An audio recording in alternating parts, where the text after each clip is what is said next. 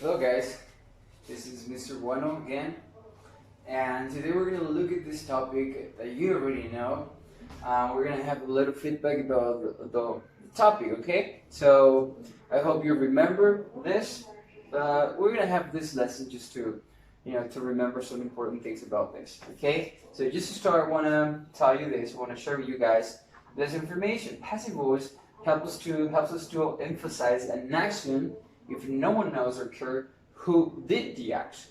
Okay, so when we use passive voice, we focus on the action more than on the person or the subject who did the action. Okay, so but sometimes the person who does or did the action is going to be important, and in those cases, we're going to be using the preposition by, to introduce the person who did the action. Okay, here I have two examples. In the first example, the person who did the action is not important. Okay, in the second example, the person who does the action is important. Okay, so let's look at the first example. It says, the schools were closed because of the quarantine, right? But do we need to know who closed the schools? Not really. So the important thing here is what happened. And what happened was that the schools were closed. Okay, we don't really care about who did it. Okay, and the second example, the person who does the action is important. Look at this. It says, the class is given by Mr. Bueno. Okay, if you just said the class is given, it can be, or it can sound like unfinished, right? The idea can be unfinished, unless you are in the context and you know what you're talking about, right? But in this case, the person who does the action is important. So you introduce or you share the person who did it, and in this case, you use the preposition by.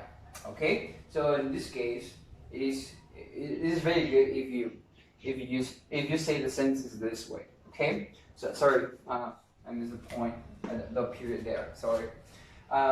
So another important thing here to remember about passive voice is that it can be used in any tense. You can use it in present simple, past simple, future, present continuous, past continuous. The tense you prefer, you need it.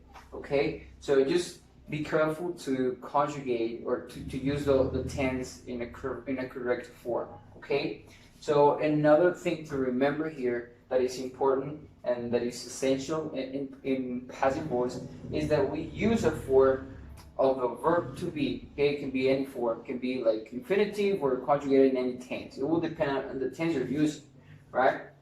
And after our verb to be, we're going to use a main verb in past participle. Remember that. A form of a verb to be, and then a verb in past participle. If you use that, if you know this structure, it will be used in passive voice. Okay, guys? Okay, guys. So I hope this lesson has been helpful for you. And just keep practicing so it can become easier for you to use it. Okay, because it's pretty common in daily life. So keep using passive voice, and I'll see you in the next video. Okay, bye bye.